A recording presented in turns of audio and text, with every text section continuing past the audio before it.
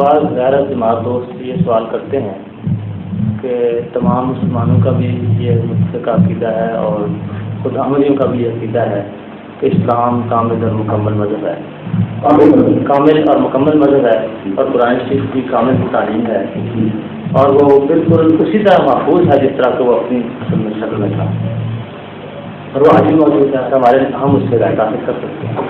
اس کے بعد پھر حضرت مرزا صاحب کون سی نئی چیز لے کے آئے ہیں کہ ہم ان کو مانے بغیر گزارا ہے؟ اگر وہ نئی چیز لے کے آتے تو ماننے کے قابل ہی نہ ہوتے، بات ہی نہیں سمجھے ہوئے۔ جب مذہب مکمل ہو جائے تو نئی چیز آ ہی نہیں سکتی، اور جو نئی چیز آئے گا وہ جھوٹا ہوگا۔ اس لیے یہ کہتے ہیں کہ جب جھوٹا ہوگا تب ہم مانیں گے، یہ بھی بات کرنا ہے۔ کہتے ہیں نئی چیز دکھائیں تو مانیں گے، اور جو مکمل ہونے کے بعد نئی چیز آتا ہے وہ یقیناً جھوٹا ہوتا ہے، تو جھوٹا کر کے مانیں گے، سچا کیوں نہیں مان لیتے؟ واقعہ یہ ہے کہ قرآن کریم تو مکمل ہے، لیکن وہی قرآن ہے نا جو رسول اللہ صلی اللہ علیہ وسلم کے زمانے میں تھا، تو اس وقت یہ قرآن جو تبدیلیاں پیدا کر رہا تھا آج تو نہیں کر رہا۔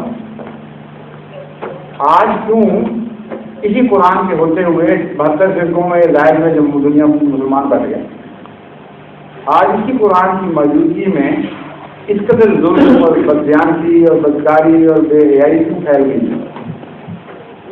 آج کیوں ایک دوسرے سے لڑ رہے ہیں، ایک دوسرے کا خون کر رہے ہیں، زندہ پکڑ کے مسلمانوں کو آگوں میں پھینک رہے ہیں، اور نفرتوں کے شکار ہو گئے ہیں سارے؟ قرآن کو نہیں ہے؟ یہ تو قرآن کہتا ہے کہ ایسے ہیں محمد رسول اللہ صلی اللہ علیہ وسلم کے غلام کہ جس طرح ایک بنیاد ایک دیوار شیشہ پھیلائی ہوئی ہوتی ہے، اس طرح چکرے ہوئے آتے ہیں، اس طرح محبت کرنے والے، اشداء علی الکفار رحماء بینہم، بے انتہا آپس میں محبت کرنے والے، بے انتہا رحم کرنے والے۔ تو وہ قرآن اس کی یہ باتیں غلط ہو گئی ہیں، نعوذ باللہ من ذالک، کیوں نہیں ہو رہا؟ تو انبیاء قرآن کی طرف سے یا مرسلین ضروری نہیں کہ نئی شریعت لے کے آئیں گے، بلکہ جب شریعتیں بدلائی جاتی ہیں، ان میں تبدیلیاں کی جاتی ہیں، تب آتے ہیں ان کو اصل کی طرف واپس لانے کے لیے۔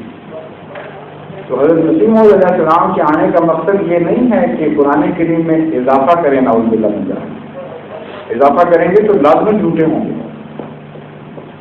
یہ مقصد ہے کہ قرآن کی طرف جو غلط باتیں منسوخ ہو گئی ہیں یا دین میں جو اضافے ہو گئے ہیں، ان اضافوں کو ختم کریں۔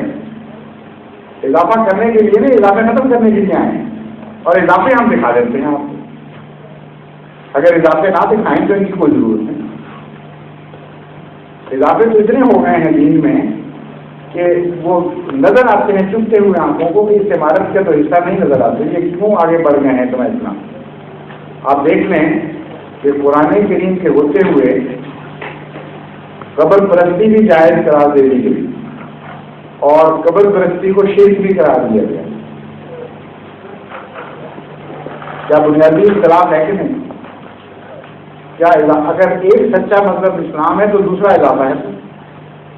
قرآن کریم کے ہوتے ہوئے حضرت صلی اللہ علیہ وسلم کو نور بھی قرار دیا گیا کہ بدن نہیں ہے، مجسم نور تھے، اور یہ بھی اسی قرآن سے ثابت کیا جا رہا ہے کہ جو یہ کہے وہ مشرک پکا کا اسلام سے کوئی تعلق۔ اور دوسری طرف کہتے ہیں کہ جو یہ کہے کہ جسم تھا نور نہیں تھا، وہ پکے کافر اور ملحد، ان کا اسلام سے کوئی تعلق نہیں۔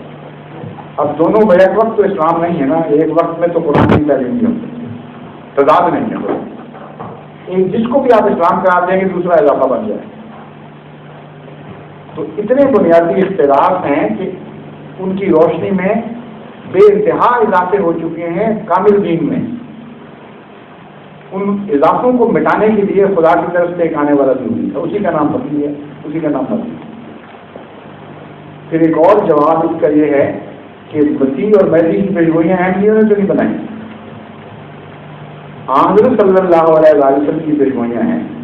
اس لیے اگر حضرت مرزا صاحب کو نہیں ماننا تو نہ مانو، پیشگوئیوں کو مانتے ہو کہ نہیں؟